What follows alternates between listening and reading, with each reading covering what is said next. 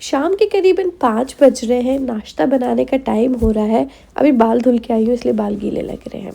तो दूध चढ़ा दिया है गर्म होने के लिए और सोच रही हूँ कुछ अच्छा मस्त चीज़ी सा बताऊँ। मम्मी पापा आए हुए थे तब मैंने ये बनाया था, क्योंकि मम्मी पापा नॉर्मली ऐसा नहीं खाते हैं, चीज़ वगैरह जंक वगैरह एंड फ्राइड वगैरह।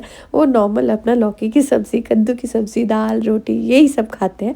तो जब भी वो आते हैं तो मैं तो उन्हें मतलब खूब जंक वंक खिला देती हूँ। यही कुछ टाइम होता है जब वो खाते हैं, अदरवाइज़ तो उनका बड़ा ही क्लीन खाना चलता है।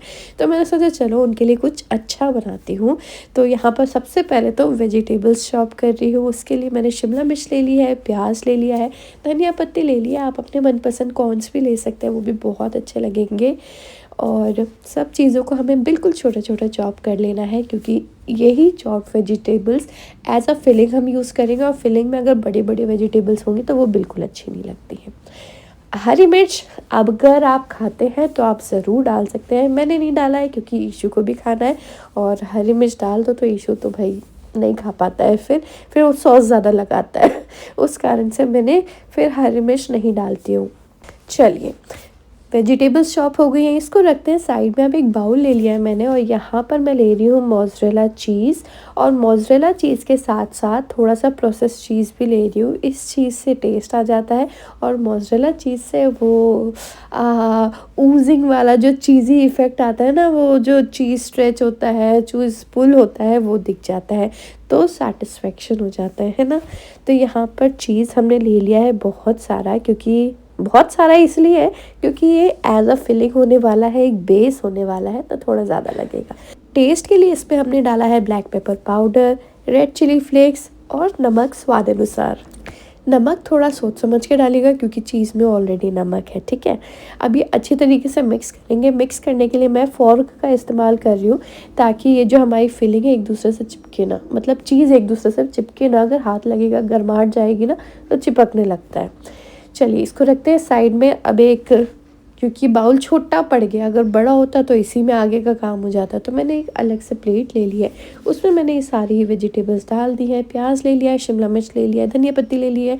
आप यहाँ पर ब्रोकली भी ले लीजिएगा, कॉर्न भी ले लीजिएगा, हरी मिर्च खाना चाहते हैं तो वो भी डाल लीजिएगा। साथ में जो हमने चीज़ का मिक्स बना कर रखा है वो भी आप इसमें डालिए और बिल्कुल हल्के हाथों से फ़ोर्क से ही इसे मिक्स कर दीजिए, हाथ मत लगाइएगा। चलिए, ये हमारी फिलिंग बनकर बिल्कुल तैयार है। इसे आप टेस्ट कर सकते हैं, नमक तीखापन वगैरह जैसा हो, कम हो तो उसमें कुछ और डाल दीजिए, अदरवाइज़ बिल्कुल परफेक्ट बनता है। ये सिंपल जितना रहेगा उतना ज़्यादा अच्छा लगता है। तो नमक वगैरह सब सही है। चलिए आगे प्रोसीड करते हैं। अब मुझे चाहिए थोड़ी सी ब्रेड, कोशिश कीजिएगा फ्रेश ब्रेड हो।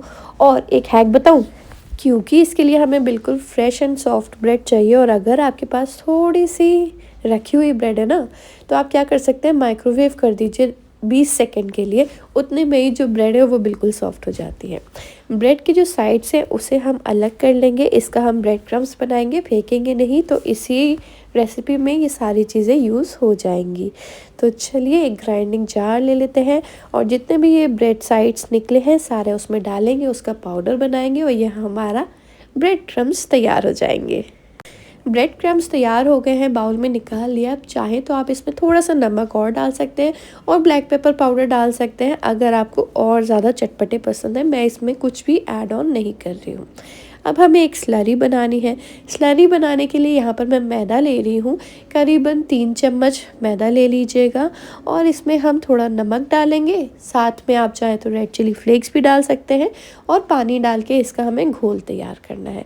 स्टार्टिंग में थोड़ा पानी डालेंगे, फिर थोड़ा और डालेंगे। एक साथ ज़्यादा पानी डाल दो ना तो फिर लम्स बनने के डर रहता है। तो जो हमारी स्लरी होगी उसकी कंसिस्टेंसी देखिए बिल्कुल इस तरीके की होनी चाहिए, फ्लूई कंसिस्टेंसी होनी चाहिए। ज़्यादा गाढ़ी कंसिस्टेंसी होगी ना तो जब हम अपने वो रोल्स जो बनाएंगे ना आगे चल के, वो जब इसमें डिप करेंगे तो उसके ऊपर मोटी मैदे की लेयर आ जाएगी जो कि अच्छी नहीं लगेगी। चलिए प्रिपरेशन सारी हो गई है, रखते हैं साइड में। अब स्टेप बाय स्टेप मैं आपको आगे बताती हूँ क्या करना है। एक ब्रेड ले लीजिए, अगर ड्राई है थोड़ा सा उसमें पानी आप स्प्रेड कर सकते हैं, फिर बेलन की हेल्प से उसे बेल लीजिए, बिल्कुल सपाट कर लीजिए। और उसके बाद जेनरसली इसमें जो हमने फिलिंग बनाई है उसे भर दीजिए। ज़्यादा कोने में मत कीजिएगा वरना वो निकलेगा। और क्योंकि हम आगे चल के डीप फ्राई करने वाले हैं और चीज़ है उसको अगर बाहर निकल गया डीप फ्राई करते टाइम ना तो तेल भी ख़राब हो जाता है, तो इसीलिए हिसाब से भरिएगा, है ना। उसके बाद रोल कर दीजिएगा इस तरीके से। और देखिए लास्ट में हमने स्लरी लगाई थी थोड़ी सी, उसके कारण जो ये है ना रोल वो खुलेगा नहीं।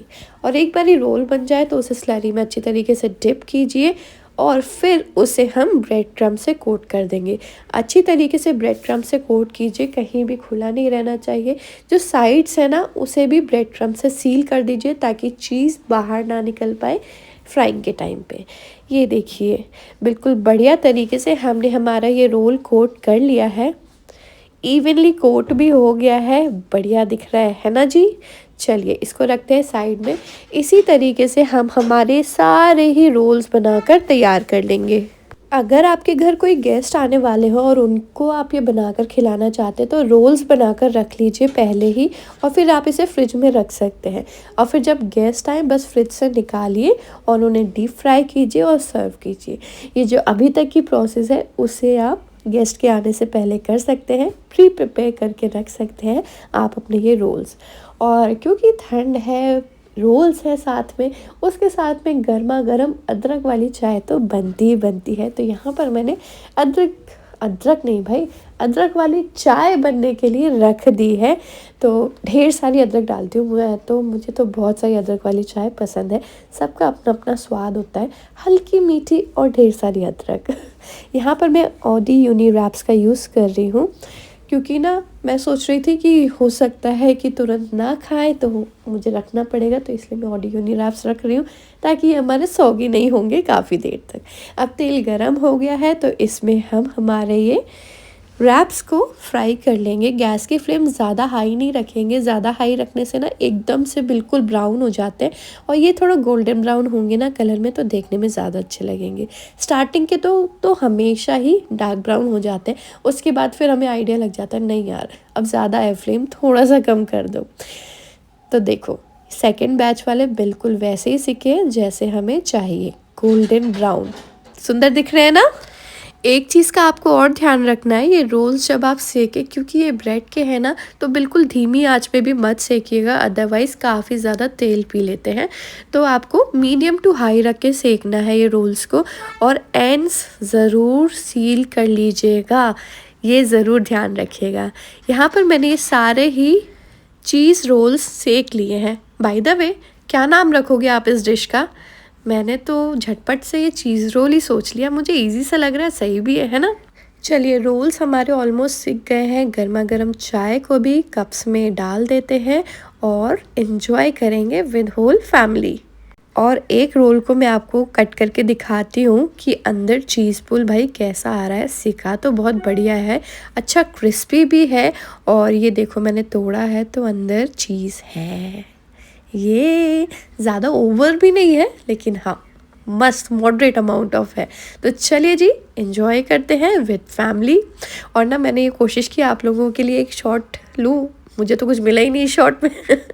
चलिए हमने तो खूब एंजॉय किया। आई होप आप ये रेसिपी ट्राई करेंगे तो आपके घर वालों को भी बहुत अच्छा लगे। ये रेसिपी ना मैंने क्रिसमस के टाइम पे शूट की थी, शेयर ही नहीं कर पाई तो अभी कर रही हूँ। एंजॉय।